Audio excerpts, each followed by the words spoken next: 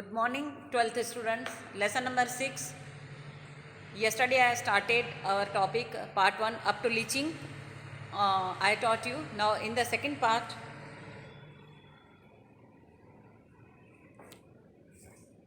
after leaching, we are starting our topic, that is extraction of crude metal from concentrated ore. Okay, how we are going to? So to extract metal from concentrated ore, it must be converted to a form which is suitable for reduction to metals. Usually sulfide ores are converted to oxides. Reduction because oxides are easier to reduce. Thus isolation of metals from concentrated ore involves two major steps. First, conversion to oxides and then reduction of oxide to metal. In this way, first we are taking conversion to oxide, means the concentrated ore which I earlier taught you is converted into oxide form by heating it. So first method is calcination. Calcination involves heating it, remove the volatile matter which escapes, leaving behind the metal oxide. Okay, so after heating you are getting oxides and the vapors are coming. Then carbonate is going to convert into oxides. Calcium carbonate, so carbonate forms are going to convert into the oxide forms. So this is equation 6.6, 6.7 and 6.8. Next, after calcination, calcination means the meaning is that after heating the matter is going to convert into oxide forms. Roasting means in roasting the ore is heated in a regular supply of air in a furnace at a temperature below the melting point of a metal. Some of the reactions you can see, I will show you here. Zinc sulfide oxidation, lead sulfide oxidation, copper sulfide oxidation. So in blast furnace is section of modern furnace. The sulfides ore, this is equation 6.9, 6.10 and 6.11.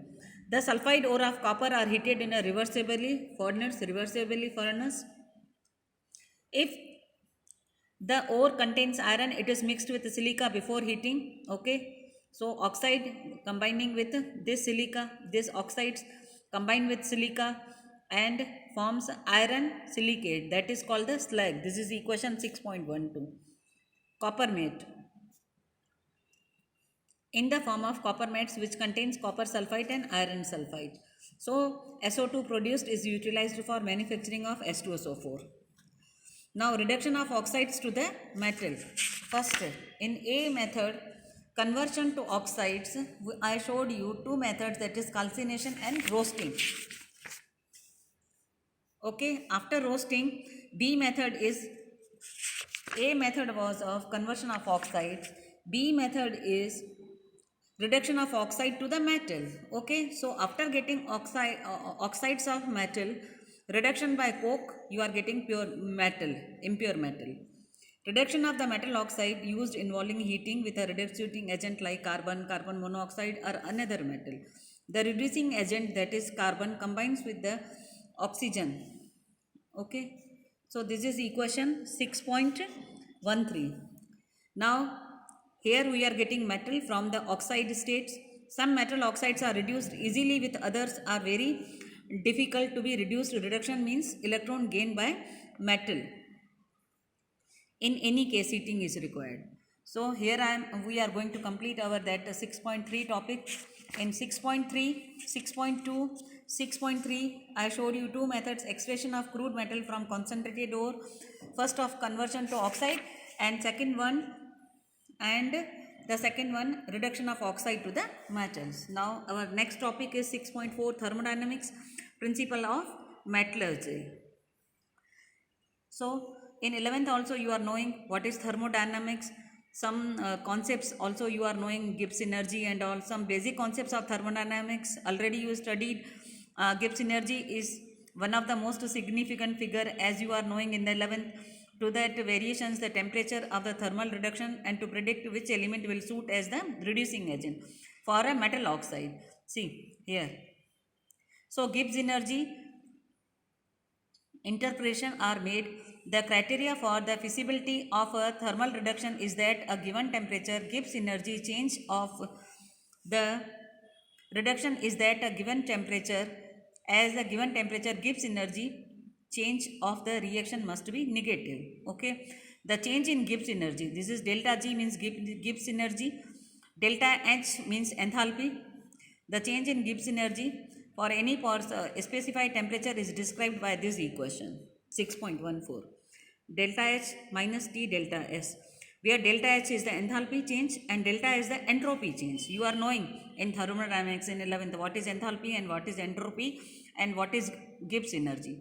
Now in relation of this, when the value of delta G is negative, okay, when the delta G is coming negative, in the following equations T delta S increases. Okay, so T delta is increasing means this is value minus delta G is coming, so this is more. So delta H, this delta H is less than T delta S. In this situation delta G will become negative on increasing temperature. So if we are going to increase temperature, delta G is coming negative. Second, if coupling of the two reactions, that is reduction and oxidation, earlier I taught you in 6.3 results in negative value of delta G for overall reaction, the final reduction becomes feasible. Such coupling is easily understanding through Gibbs energy. Delta G versus T. Okay, so delta G, plotting of delta G versus temperature, we are plotting this. The formation of the oxides, these plots are drawn for free energy changes that occur when 1 gram mole of oxygen is consumed. The graphical representation of Gibbs energy was first used by Ellingham. This provides a sound basis for considering the choice of reducing agent. So for which reaction, which reducing agent is going to introduce in the reduction of oxidation, this is known as the Ellingham diagram. Such diagrams help us in predicting the feasibility of thermal reductions of an ore. Okay, so how we are going to convert, you can see with the examples. Oxide of any metal reduced in solid or liquid and release of half oxygen. Here delta G is equal to 0. So during reduction, here we are going to reduce the oxides of metal decomposes and the reducing agent take away the oxygen. Okay, take away the oxygen. The role of reducing agent is to provide delta G negative and large enough to make the sum of delta G of two reactions, that is oxidation of reducing agent and reduction of the metal oxide. So metal oxides are going to reduce into metal and oxides. Now if the reduction is carried by carbon, then carbon will take half oxygen this and convert will to CO. Okay, so reduction by carbon in this reaction, reduction by complete oxidation of CO2, like that reaction. Then on completing or combining 6.15, see 6.1.5 and 6.16, we get any metal oxidation with carbon, you are getting pure metal and carbon monoxide. So hereby we are going to combine this by this plus half O2. In this side you can write Xm plus CO. Okay. Now on coupling the reaction 6.15. So this 6.15 with 6.15 MXO with half C, half O2 will come MX plus half CO2. Okay. Similarly, if carbon monoxide is reducing agent, reaction 6.10 and 6.20. So combinedly we can say CO plus half O2 CO2. Overall the reaction will basis carbon monoxide, Xm and CO2. Okay. So this is the reaction 6.81 and